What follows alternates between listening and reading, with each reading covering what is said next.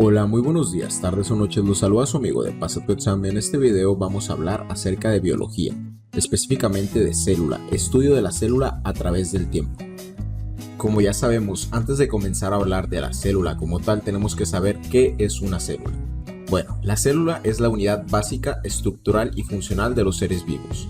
En el interior de la misma se encuentran componentes esenciales que hacen que los organismos se desarrollen adecuadamente y cumplan sus funciones esenciales, como serían respiración, nutrición y reproducción. A estos componentes se les conocen como organelos, pero de esto vamos a hablar en videos posteriores. La palabra célula fue utilizada por primera vez en el siglo XVII por el naturista Robert Hooke, quien al observar un tapón de corcho observó que este estaba formado por un conjunto de diminutas celdas que denominó células. A lo largo del tiempo han existido diversos personajes que han aportado información al estudio de la célula. Con su conjunto de ideas se desarrolló la primera teoría celular, sentando las bases para lo que hoy en día conocemos como biología celular.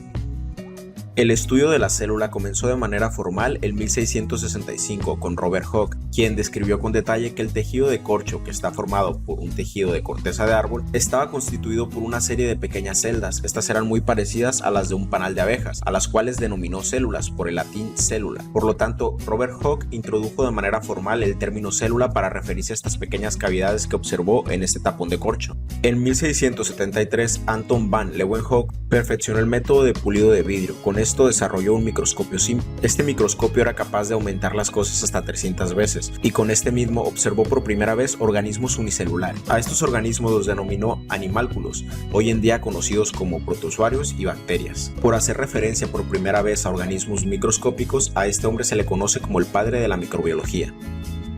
En 1831, Robert Brown, mientras estudiaba unas orquídeas, observó la presencia de un corpúsculo central que contenía la mayoría de las células. Este corpúsculo, descrito por Brown en 1831, hoy en día se le conoce como núcleo celular. Por lo tanto, a este hombre se le reconoce el descubrimiento del núcleo de la célula.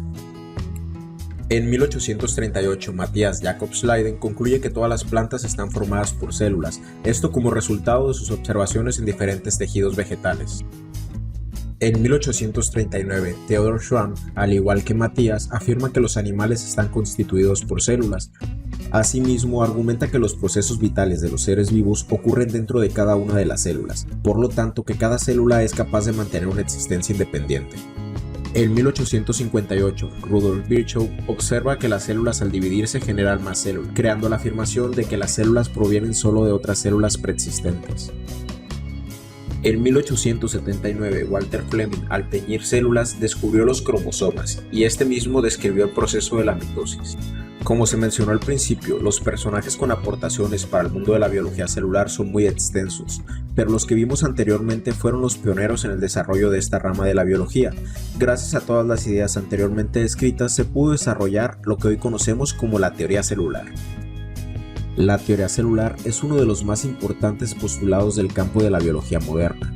Plantea que absolutamente todos los seres vivos están compuestos por células. Esta teoría cambió para siempre la manera en cómo el ser humano comprende la vida. En consecuencia, abrió numerosos campos del saber especializados. Ejemplos de estos son la biología celular y la microbiología.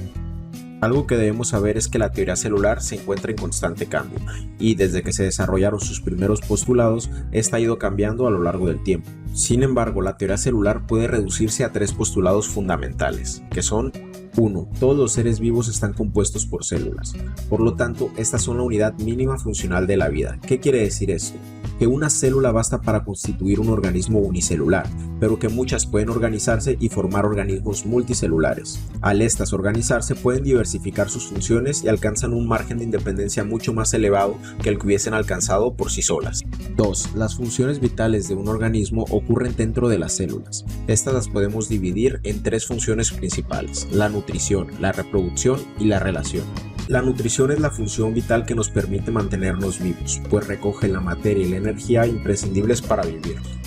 La nutrición se compone de diversos factores, entre ellos la alimentación, que hace referencia a cómo la célula adquiere el alimento que necesita para llevar a cabo sus funciones vitales. Aquí podemos dividir esta nutrición en dos tipos, heterótrofa y autótrofa. La circulación.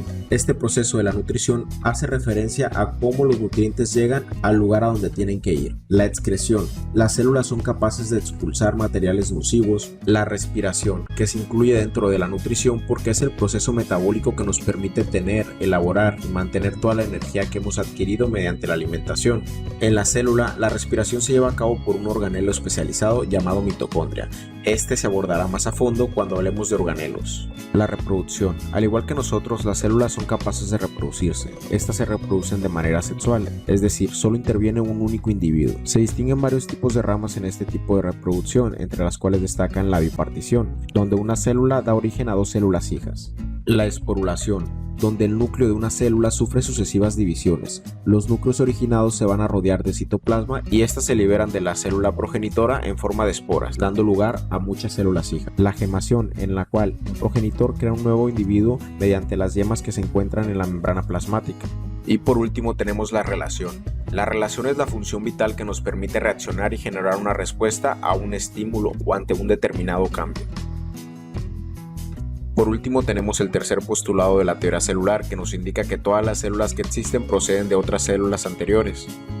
Y bueno, habiendo terminado de hablar de la teoría celular, esto será todo por esta lección. Recuerda que puedes resolver los ejercicios de práctica y reforzar tus conocimientos en la página de pasatuexam.mx. Nos vemos en el próximo video.